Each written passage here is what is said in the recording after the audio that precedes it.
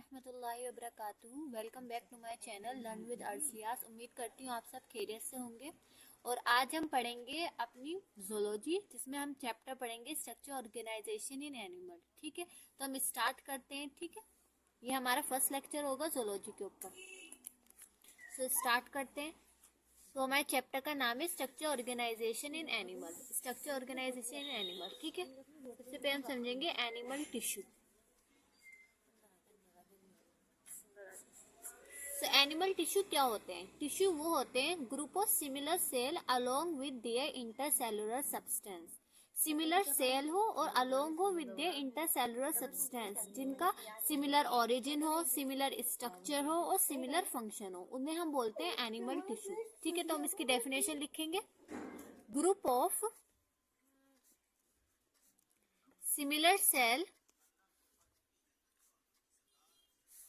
along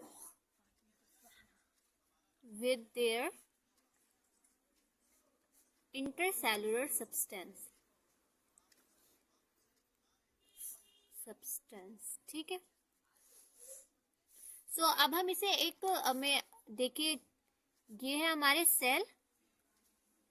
देखिए सब same है। ठीक है, सिमिलर इनका क्या है, स्ट्रक्चर है, सब सेम दिख रहे हैं। ये भी सर्कल है, ये भी राउंड है, सब राउंड दिख रहे हैं।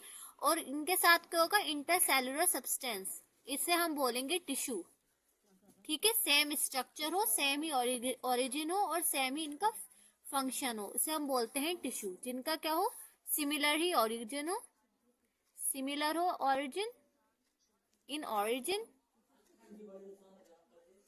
And similar in function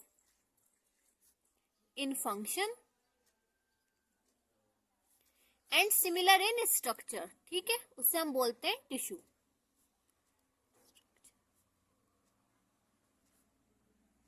so group of similar cell along with their intercellular substance को हम बोलते हैं टिश्यू। और स्टडी ऑफ टिश्यू को हम बोलते हैं हिस्टोलॉजी। स्टडी ऑफ टिश्यू हम इसे बोलते हैं हिस्टोलॉजी। स्टडी ऑफ टिश्यू को हम क्या बोलते हैं, हिस्टोलॉजी बोलते हैं। ठीक है, अब हम आगे बढ़ते हैं।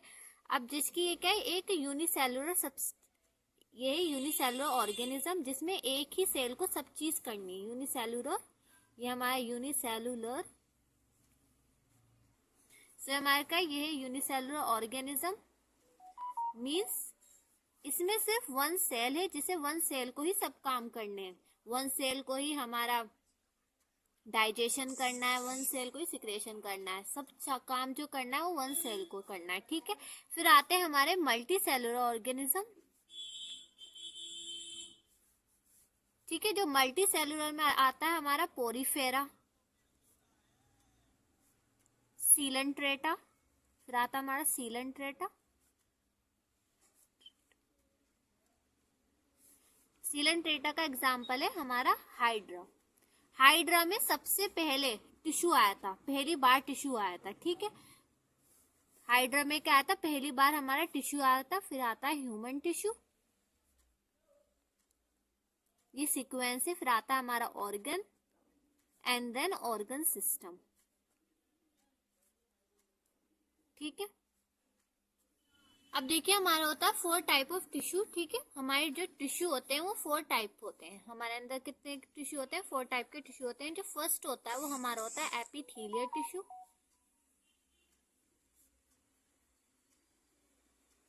एपिथेलियल टिश्यू क्या होता है, हमारा एपिथेलियल टिश्यू करता है कवर या लाइनिंग।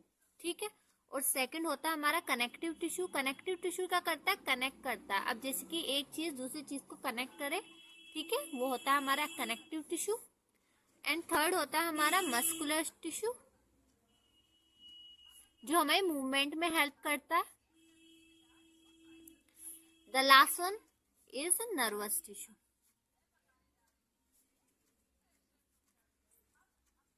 अब हमें ये पता होना चाहिए कि कहाँ से फॉर्म होते हैं। ये फॉर्म्ड होते हैं, जो आगे चैप्टर में हमारा ये काम में आएंगे। Formed from ectoderm, mesoderm and endoderm. And connective tissue और मस्कुलर टिश्यू ये हमारे होता है मेसोडर्म से फॉर्म, और नर्वस टिश्यू होता है हमारा एक्टोडर्म से। ठीक है, अब हम पढ़ेंगे एपिथेलियल टिश्यू के बारे में। सबसे पहले हम पढ़ेंगे एपिथेलियल टिश्यू।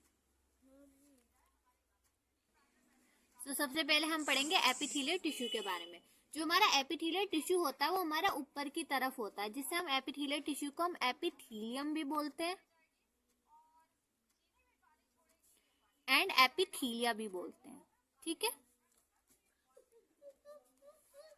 एपिथेलियल टिश्यू जो होता है, सेल में have different shape and size. ऐसे सेल होते हैं जिनका डिफरेंट शेप होता है, डिफरेंट साइज।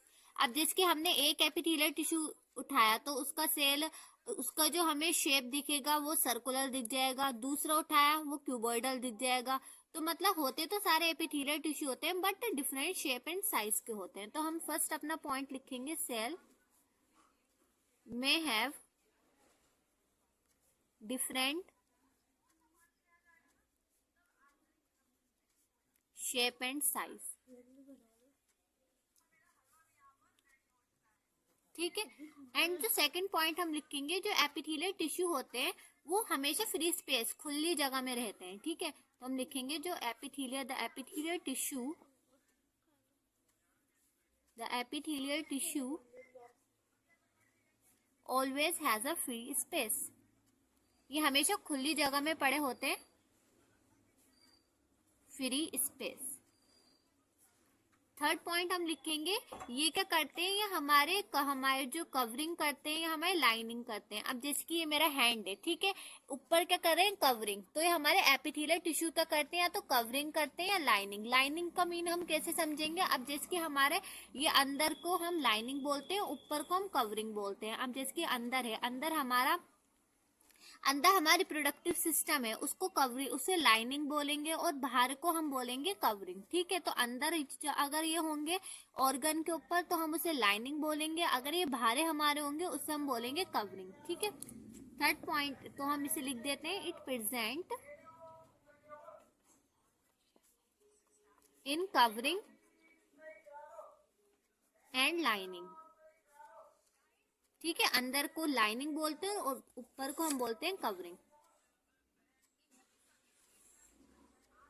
ठीक है, अब फोर्थ पॉइंट हम लिखेंगे, it is always in contact with outer surface body fluid air. ये हमेशा कांटेक्ट में रहता है, जिसके हमारे बाहर है एपिथेलियल टिश्यू, तो ये कांटेक्ट किसम के कांटेक्ट में रहेंगे, एयर की कांटेक्ट में रहेंगे। अगर हमारे अंदर है तो बॉडी फ्लूइड की कांटेक्ट में हमारे एपिथेलियल टिश्यू रहते हैं। ठीक है, तो it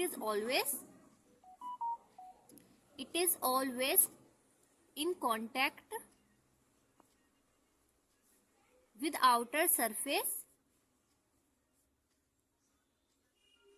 outer surface body fluid and air।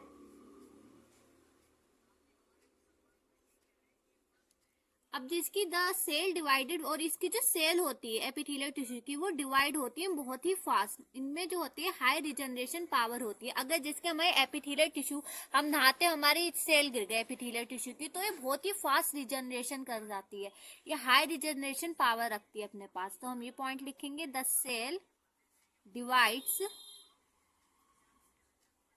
Very fast, जिसे हम बोलते हैं हाई रिजनरेशन पावर।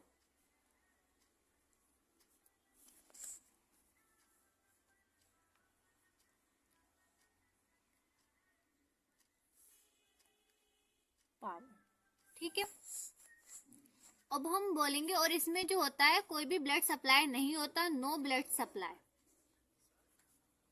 अगर नो ब्लड सप्लाई है तो ये क्या है, एवेस्कुलर है। एब्सेंट, ए मतलब एब्सेंट, तो एवेस्कुलर है। ठीक है, अब जो हमारा हम एपिथेलियल टिश्यू का हम स्ट्रक्चर देख लेते हैं। ये देखिए कैसे होते हैं हमारे, ऐसे होते हैं।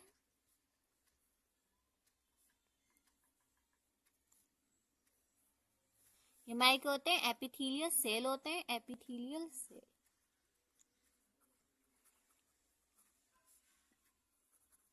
ठीक है, और ये हमेशा किसी के इनके जो नीचे हमें मिलेगा वो बेसमेंट सब्सटेंस मिलेगा, जो इन्हें देगा गिव सपोर्ट। ठीक है, ये बेसमेंट सब्सटेंस है, मेम्ब्रेन जिसे बोलते हैं। ये किसी ना किसी के साथ ये वो हमें मिलेंगे, बेसमेंट मेम्ब्रेन के साथ मिलेंगे, जो इसे इन्हें देगा गिव सपोर्ट,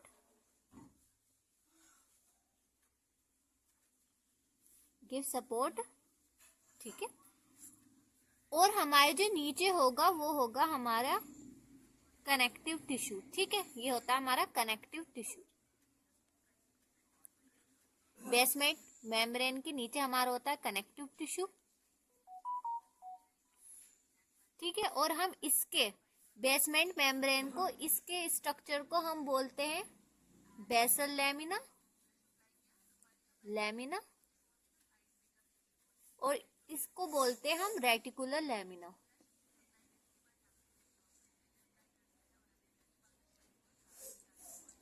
ठीक है। अब इसके पास खाना कैसे पहुंचेगा, ठीक है। इसके पास तो कोई ब्लड वेसल नहीं है, तो इसलिए हमने इसे कनेक्टिव टिश्यू दे दिया, जो इसे क्या करेगी, इसको फूड को सप्लाई करेगी, जिसमें कनेक्टिव टिश्यू के अंदर क्या होगा, ब्लड वेसल होगी, जिससे क्या होगा, इसे फूड को सप्लाई हो जाएगा, इसे फूड का सप्लाई हो जाएगा, ठीक है। और जिसकी सेल होती है वो बहुत आपस में बिल्कुल चिपकी चिपकी होती हैं, टाइटली पैक्ड होती हैं, जिसमें अगर ये चिपकी चिपकी होंगी आपस में तो इसमें क्या होगा, लेस इंटरसेलुलर सब्सटेंस होगा, ठीक है। तो हम ये पॉइंट लिख देते हैं यहाँ पर, the cell are tightly packed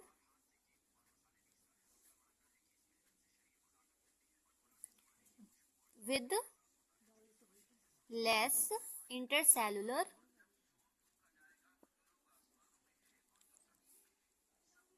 substance, जिसे हम मैट्रिक्स भी बोलते हैं, ठीक है। अगर हमारे बीच में जगह ही नहीं होगी तो ये इंटरसेलुलर सब्सटेंस बहुत ही क्या होगा, बहुत ही कम होगा।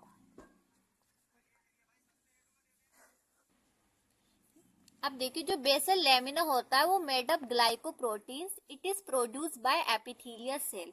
जो हमारा बेसल लैमिना होता है वो बना होता है ग्लाइकोप्रोटीन, और जो हमारे वो प्रोटीन जिनके साथ, जो ग्लाइकोप्रोटीन के होते हैं वो प्रोटीन होते हैं जिनके साथ कार्बोहाइड्रेट जुड़ा होता है, ठीक है। उससे हम बोलते हैं ग्लाइकोप्रोटीन, जिनके साथ कार्बोहाइड्रेट जुड़ा होता है। और ये कार्बोहाइड्रेट, इनका जो कार्बोहाइड्रेट होता है उससे हम बोलते हैं म्यूकोपॉलीसैकेराइड, ठीक है। जो हमारे ग्लाइकोप्रोटीन होते हैं वो प्रोटीन जिनके साथ कार्बोहाइड्रेट जुड़ा होता है, और इनके कार्बोहाइड्रेट को बोलते हैं हम म्यूकोपॉलीसैकेराइड, ओके। और जो रेटिकुलर लैमिना होता है वो ग्लाइकोप्रोटीन का बना होता है, और ये प्रोड्यूस करता है connective tissue, it is produced bye connective tissue, से ये क्या होता है, प्रोड्यूस्ड होता है, ठीक है। अब हम पढ़ेंगे टाइप ऑफ एपिथेलियल टिश्यू,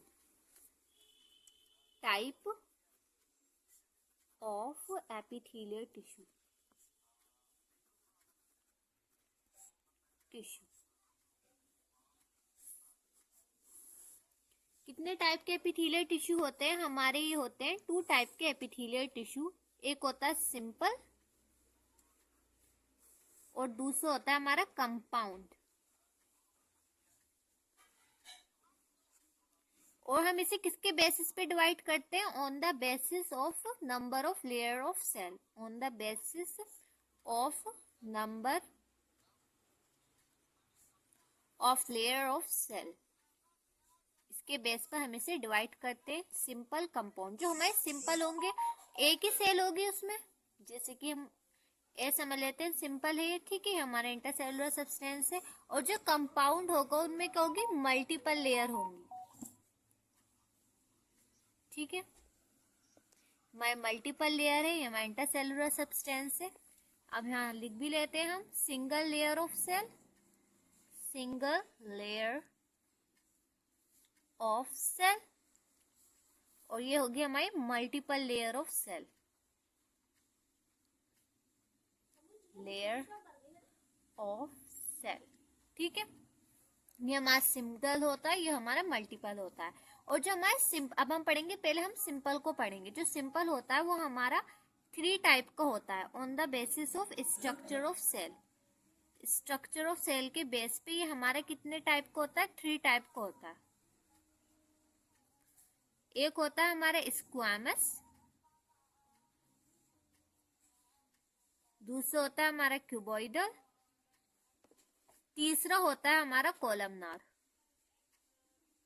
और हमारे ये दो भी होते हैं, अगर कुछ स्पेशल मॉडिफिकेशन आ जाती है तो हमारे ये दो होते हैं सिलिएटेड, सीलिया आ जाए तो सिलिएटेड, और सूडो स्ट्रेटिफाइड भी होते हैं, सूडो स्ट्रेटिफाइड। अगर हमारी कुछ मॉडिफिकेशन आ जाती है तो उसके बेस पे ये दो हो जाते हैं एक्स्ट्रा स्ट्रेटिफाइड। ठीक है, तो आज हम यही तक ही पढ़ेंगे। इसके टाइप में आपको दूसरी क्लास में समझाऊंगी, नेक्स्ट क्लास में समझाऊंगी। ठीक है, सो हम खत्म करते हैं। आपको अगर मेरी वीडियो अच्छी लगे तो लाइक करें, शेयर करें अपने फ्रेंड के साथ। तब तक के लिए मिलते हैं, इजाज़त दीजिए। अस्सलाम वालेकुम रहमतुल्लाहि व बरकातहू।